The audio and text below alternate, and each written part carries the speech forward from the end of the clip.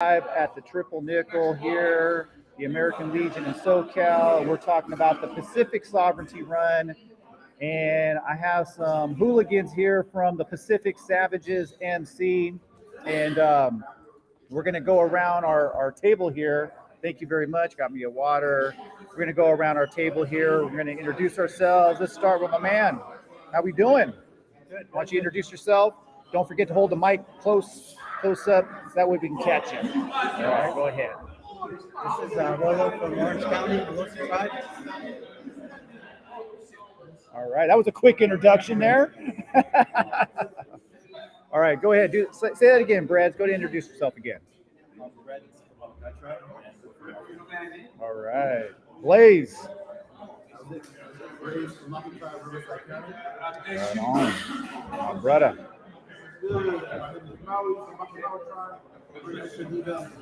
All right, so I'm sitting down with the Pacific Savages Motorcycle Club. The Pacific Savages MC has been around for well over a decade, and they started up in the Bay Area. We're down here in SoCal, and so I'm going to ask our table here to talk a little bit about the Pacific Savages Motorcycle Club. Obviously, I'm a member of the organization, but I want you all to share with everybody, what does the Pacific Savage Motorcycle Club stand for? What is it about? What can you share with us? Basically, Pacific Savages MC, we're all about culture. The biggest thing that we practice the most is to preserve and practice our culture, and our culture. That's the reason club. That's what we practice, and that's what we preach.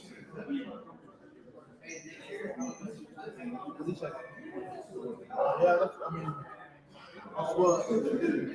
are. Pacific Savages thing about us, and we take the bikes away, and the thing that we still have is and that's what we're pushing on and off the bikes. That's all we push.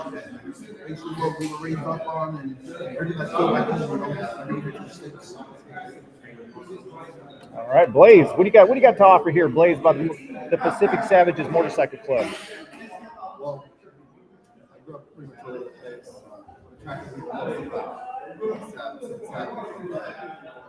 All the islanders being together, learning one thing. It's about having passion to ride.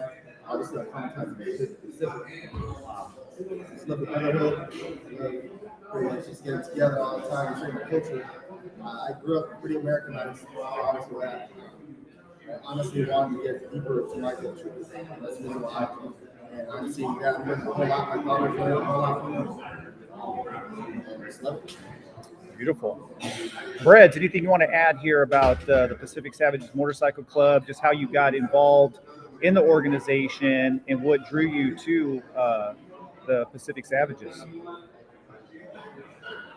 So I'm just curious, like Brad, what drove you to become a Pacific Savage? What was interesting about the club that made you want to become a member? So basically, a little bit of a background about me personally. I'm really about the AAPI community, the American Asian Pacific community. And I've personally done a lot of activism in our community, and I just thought that joining this MC would be a better way for me to practice being an active member and providing service to the community, the AAPI community. So basically, like Blaze said, our common ties with the Pacific. We're savages, and it's all about the culture. I really love this. I love getting together with my brothers and sisters. I love what we're practicing, what we're about. We've worked really hard to pave our own lane, and I want to be able to preserve that. Beautiful, beautiful. So obviously, a lot of people who are going to watch this, who are going to listen to this, know a little bit about the MC community, but there's going to be a lot of people who watch this who don't know anything about motorcycle clubs, don't know anything about the cultural component to the Pacific Savages MC. So why don't you explain to us? I want everybody here at this round table or this rectangular table to explain what separates the Pacific Savages Motorcycle Club from, say, your typical MC. I think the main thing with us is we promote our culture first and foremost. So even though we are a motorcycle club, we try to make sure that we make a positive impact to the community, supporting our community, and not just show ourselves as a motorcycle club. Yeah, kind of circling back to what I said. basically, from the outside looking in, the way that we really differentiate from the club MCs is that number one thing we practice besides culture is family.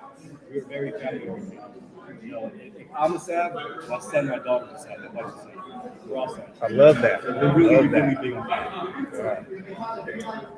One of the things that separates us from the regular MCs, typical MCs, that we definitely we look at a lot in our culture. It's the way we spread that aloha to everyone. Doesn't matter where you're from. We go to our events, we're gonna get to love, and that's just how we want to spread aloha to everyone.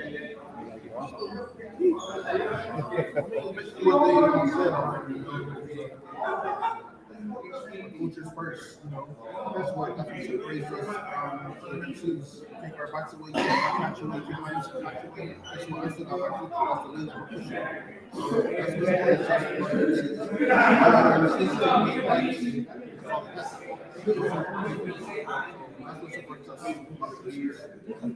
I had something not to say that you have to be Asian or Pacific Islander to be part of our club, but you kind of have to, embrace the culture and want to learn the Pacific Islander Asian culture also, because that's what we hold most important within our hearts, is being a Pacific Islander. Beautiful. So why don't you guys, tell us about your ethnic backgrounds? Like, what communities do you actually guys come from? Me, I'm Filipino. I was born in the Philippines. Joined the military back in 1993. Spent 21 years in the military, and that's one of the other things that drew me to this club is the camaraderie that I felt when I was in the military, and I felt that brotherhood with this club. So it became a natural transition for me. Beautiful. Breads. Filipino, raised in California my whole life, pretty much. Basically, there's a lot of Filipinos. There definitely are a lot of Filipinos in the club. Yes. As far as being an Islander, or Southeast Asian, or Asian in general, to be in the club, that's completely false. All we do as a club is MCs practice and embrace our culture. And if anybody wants to embrace our culture, we welcome anybody. I love that. That's what we call the Love motto. that. The motto. It's the spirit of love, right? It's our motto. I love that. We share the motto with everyone, not just in our club.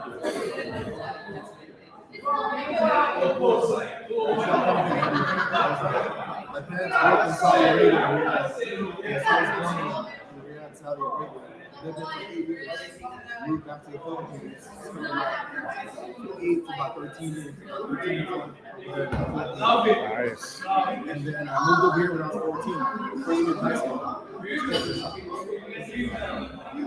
And that's when I met my instructor at that time, from Maui. And that's when we went there pretty much 6 times a year. Travel around with coaching. And since then, I've just been living sisters over there right now. I love it. I love my man. I'm Samoan and Tongan. Samoan and Tongan, you got like a war going on inside you, huh? I'm the definition of appropriation with this package right here. I'm one Tongan. I love it.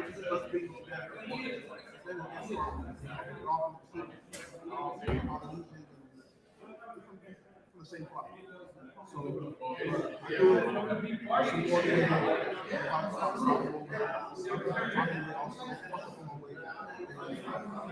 honestly, I was trying to make it. I was butting heads with my mom. I was butting heads with and then a couple years later after that, my club. Now I'm going back to my roots. Now I'm actually going to know the roots. So, we're good for our history. Man, that's a beautiful thing. It's a beautiful thing. So, what's the best thing about being a Pacific Savage? Right to eat. That's for sure. Everyone. You think we got this coffee? Not eating. We definitely got some big men in the club, no doubt. So yeah, so I want to know, tell us what's the best part of being a Pacific Savage besides the food, obviously. Personally, I love the vibe. that's the best part of about being established for me is the journey on the rides that we all go through. And we put some miles in. Yeah. That's what it is. I love the ride, bro. I love being established. I love the ride. Yeah, definitely. I mean, being on the bike, I think my first year in the club, I put like 20,000 miles on the bike. And that's what, oh my God, man. Being a Pacific Savage, you got to love to ride. If you don't love to ride, you really can't make it in this club.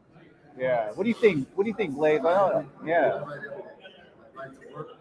That's what I love about it. I just gained hundreds of brothers now, Yeah. From NorCal to SoCal to Hawaii. I love the brotherhood. I love you. Yeah, definitely. Most definitely. My man. The other thing too is it's nice to be able to be a Pacific Islander and an Asian, to be in a motorcycle club where most kids that are Asian or Pacific Islander, they see the Hispanic clubs or the Caucasian clubs, let's say, and they when they grow up they think that's all they can join if they wanted to be part of an MC. So it's nice to be able to promote our culture now. Absolutely.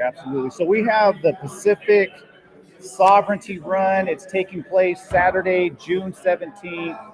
The Elks Lodge, 7212 Melrose Street, Winter Park, California. Starts at 12 noon. So tell us a little bit about the Pacific Savages participation in this event right here. So PSR started last year. And basically, like we've all talked about it in the podcast, but it's for us to be able to share our mana, share what our culture is about, with the Caucasian, Leather, Latino. And it doesn't matter. That's how we share the mana. It's for us to get together and share the mana for something we all have a common tie to, which is riding bikes too. It's going to be a lot to do with the community as well. We have it at. I mean, last year was pretty hard. So I mean, this year I feel like it's going to be bigger, and we invite everybody, everyone to come down and share mana with us. Yeah. So this is not just a biker event. This is a community and family event, right? So we're going to have kids out there. So it's not like you have to be a biker. You don't have to be a member of the Polynesian community to come out. This is for everybody. Is that correct? Yeah. Yeah. Okay. Right on. So can you tell us a little bit about like what activities are going to be going on? Do you know anything specifically that you want to share that might entice people to come out to the event? So before we start off our PSR, we have something called Alpha Ceremony and Alpha Ceremony. What it is basically a tradition that we all have down in the Pacific. It's a drink that we drink that you just gotta do that, man. Yeah, well, the kava ceremony is a big part of the opening of the PSR. When we share kava, when we make kava, that's like the main, that's like the main reason. The reason we do that is so we can share kava. We all drink from the same thing. Kava is really important in our culture. It's really important in the club, and it's for us to be able to celebrate what we're doing. So if we decide to offer you kava, you gotta drink it with us, man. It's just, you gotta share that love. That's right. So. Drink it, chug it. And it does give you kind of a relaxed feeling, right, after you drink, but it's non-alcoholic. So. What it is a root from back home. And only back home you can grow it. So when you bring it out here, we see this water. The way it looks, it's exactly the way it tastes. It looks like dirty water. It tastes like dirty water. It's not quite that bad. I mean, Partake in the ceremony, you're taking in the island. Feel it. You really have to put some thought into it because that's what you're doing. It's coming straight from you. Beautiful. Circling back to the whole college. Last year when we did NorCal and SoCal PSR, it's really indescribable feeling when you see all types of clubs, every single club that came and sat down with us, and we were able to show them on with. That shit was cool. Yeah, so that's the type of shit that we love. Yeah, so honestly, Brett, why don't you guys elaborate about the Islander biker set. Like, what does that mean to you to get other indigenous Islander bikers together to, share the mana, like you're saying? What's that experience like, and why is that so important? I mean, personally, I feel like, with the whole island bikeset thing, when you say that, we're more of a community. It goes beyond the patch. My culture goes beyond my patch. It goes beyond my culture. So me being able to show the passion on another person in the club, again, that's just showing a lot. So that's why it's so important. Obviously, us in North America being a minority club, right? It's good for us to all get together and show force that we exist. We're here. We're not doing anything. We're going to keep growing. We're going to keep spreading our culture, and we're definitely hiding. So that's why it's important for me personally, is to be able to share this beyond the past and beyond my culture. I love that. Think about Islanders being on bikes.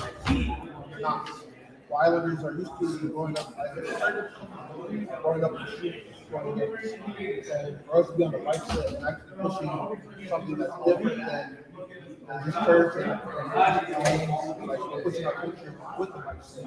So it's something that you don't really see. I mean, now you see it because we were growing. We got some more Harley riders on bikes, Harley riders on bikes, because Pack Sads, we want to be on bikes always. And it's just something that's like this,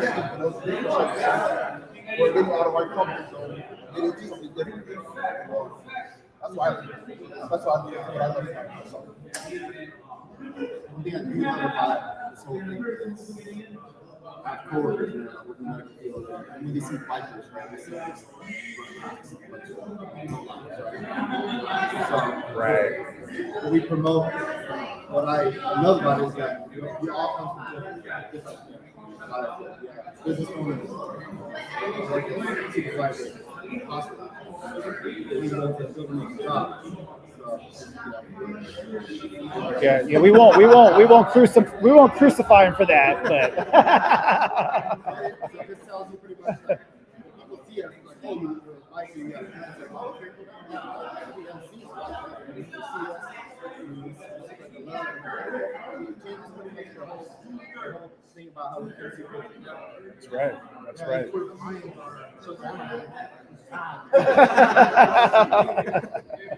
I mean, it would be kind of cool to see a Polynesian club on the show. Just that would be kind of dope, right? We're kind of missing that component.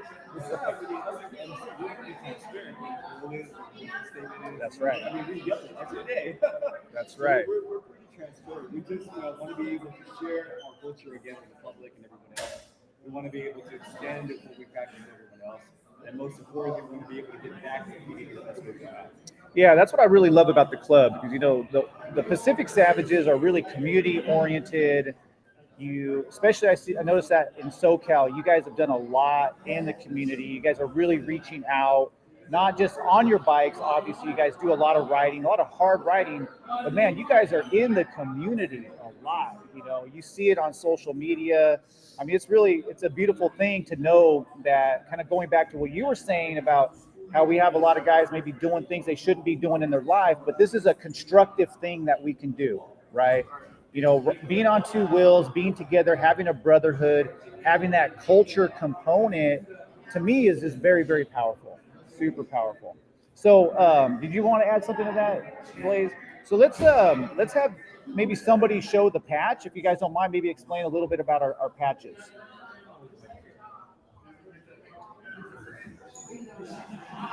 All right, so we have our, we're going to get a little explanation of the Pacific Savages patch here. All right, so maybe just hold it close so that way we make sure we pick up on the sound. Go ahead and explain the patch to us. So right here, typically with the United, normally people have a 3-piece patch, we're different. What we have is actually a 7-piece patch. We have our top, bottom, 2 pieces. We got our Hala, which is weaving pattern, the yellow. That's 4 pieces. Then we got the Epson and our Evo, sharp piece. That's 6 pieces. And then we got our something that we value most of our house. That's a 7 piece.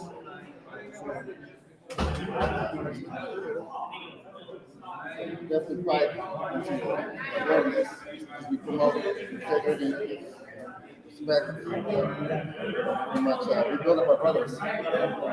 Keep fighting. Yeah, and for the listeners here, like earning these patches, it's not easy, right? It's not easy to earn this.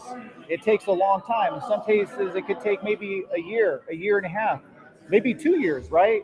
There's no like set line. Oh, it's going to take you a couple months. You'll have all these patches here.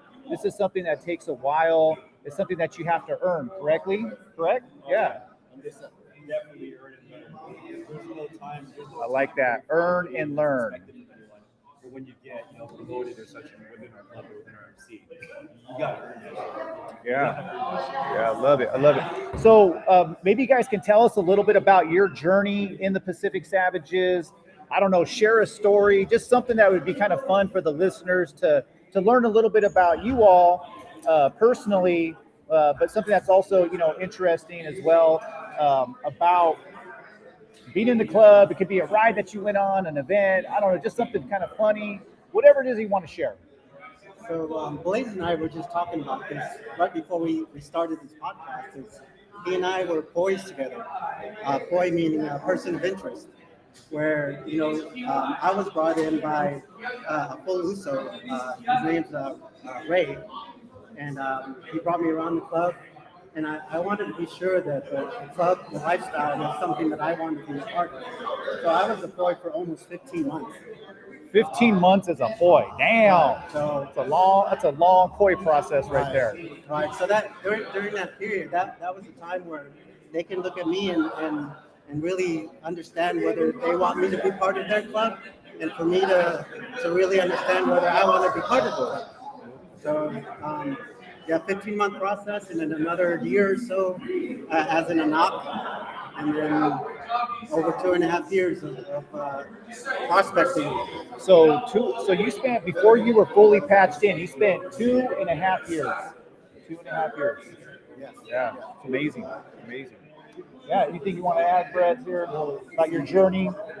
A story. Give us a story, Brett. Before I was a Sav, I was getting into water. I was getting into trouble. And when I realized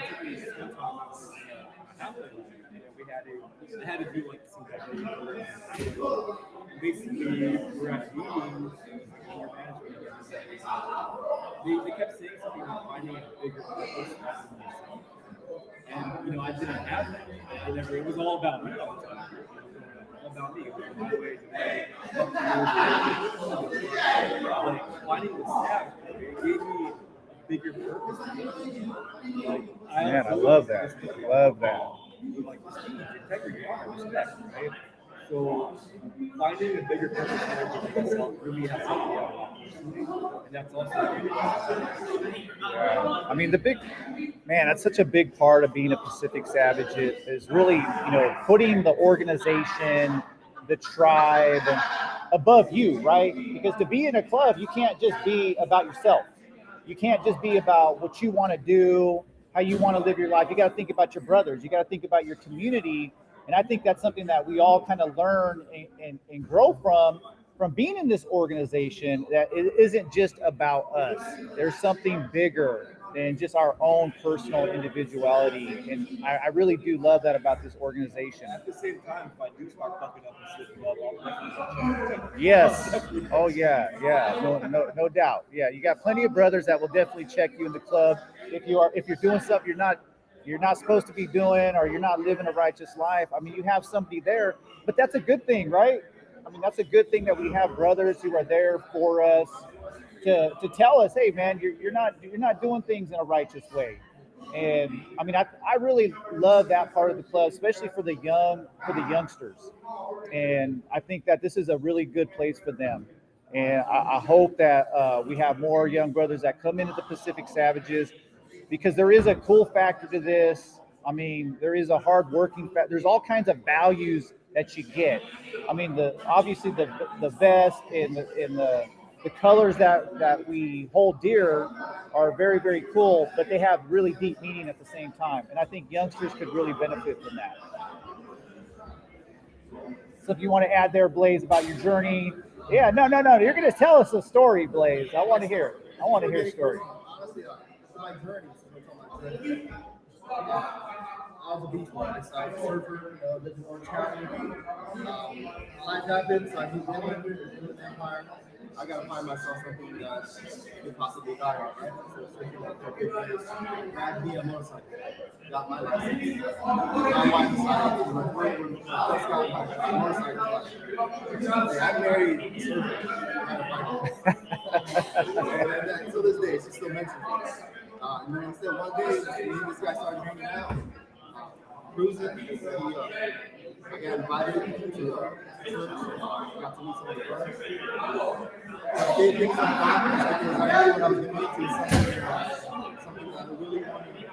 It's something I really want to invest my time in. I have a busy schedule. This is something that if I'm really going to devote myself, I'm going to study and actually know the ins and outs. Yeah. And, I guess I hung out for 6 months, 7 months until I made a decision. I mean, you really have to be committed to this, right? This is not something you just jump into. It's not like people try to add it. Some people try to like people get really out. That's right. They're trying to make it a side gig. It's not a side gig. It's not a side job. It's not a hobby. It's not something you go in the club. It's a life. It's a life to you know. You gotta get a lifestyle. You gotta make that into your life. That's the thing that I like about it. That, all my kids. I got kids. I got nieces. I got nephews. That's why something that you gotta think about. Not a side gig. It's a lifestyle. Yeah.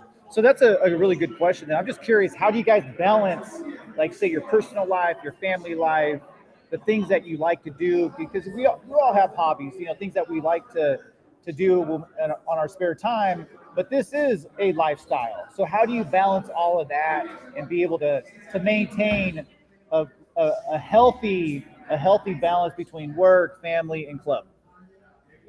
I think in every club, not just ours, that's like, how you prospect. The number one reason why people prospect for any club is you gotta be balanced. You gotta be balanced in everything. For me personally, what I do is I involve my in the kitchen. They're with me all the time. That's really good. That's a great point. Yeah.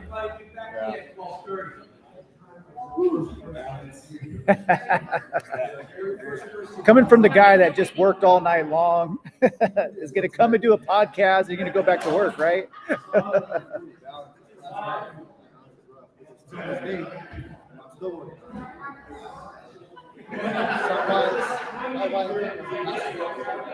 Oh, wow.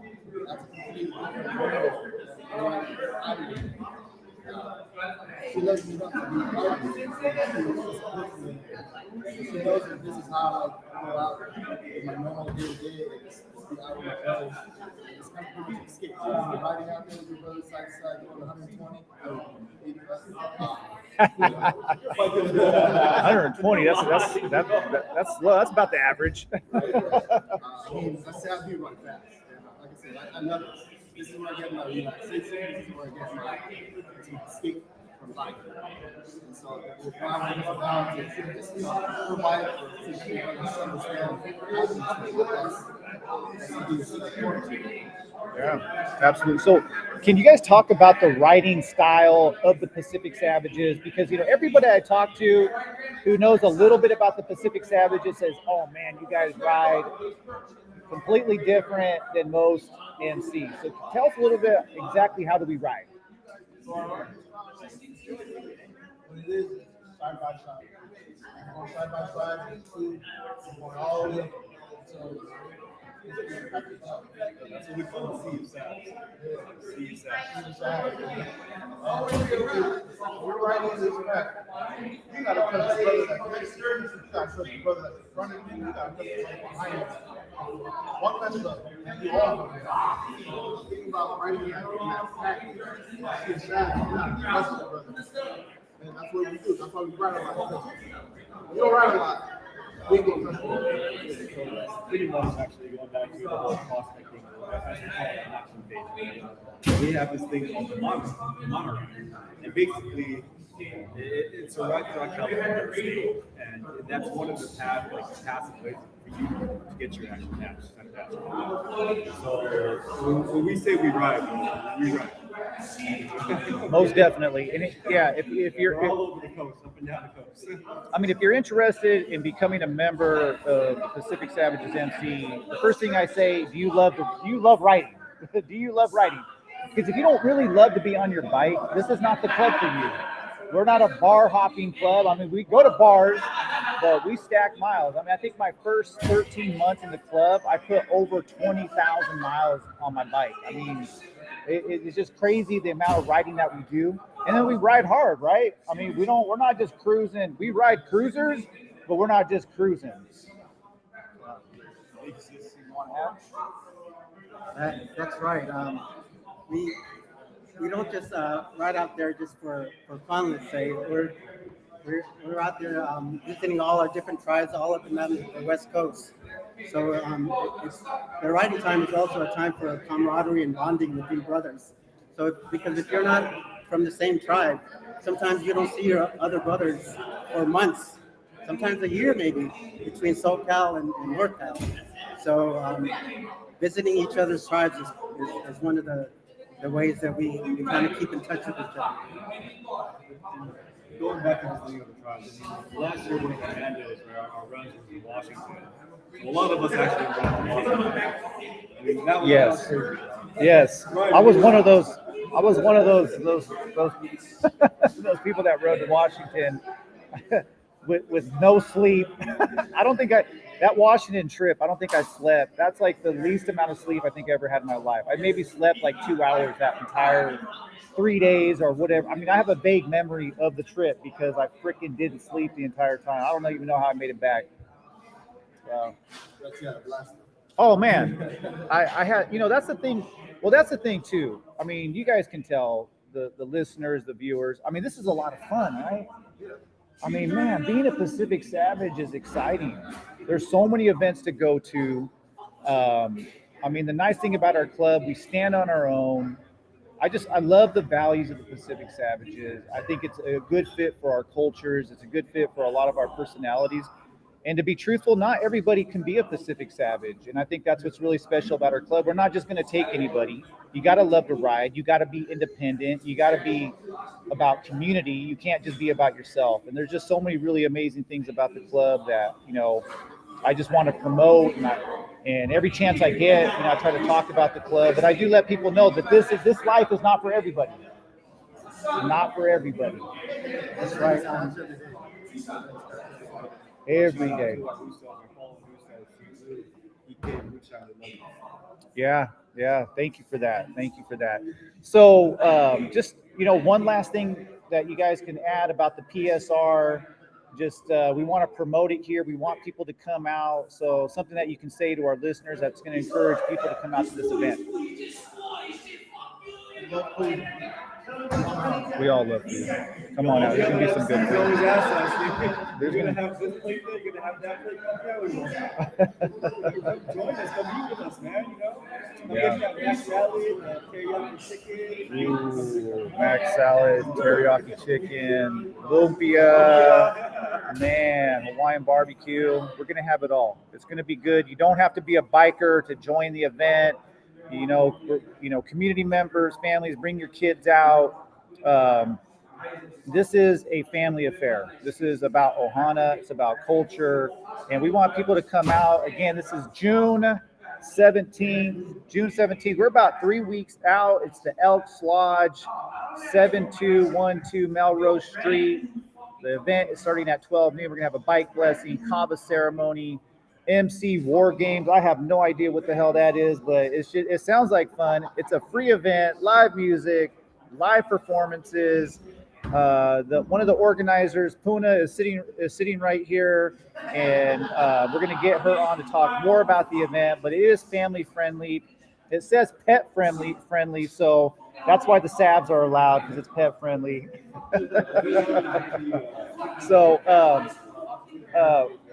So real quick here, you guys.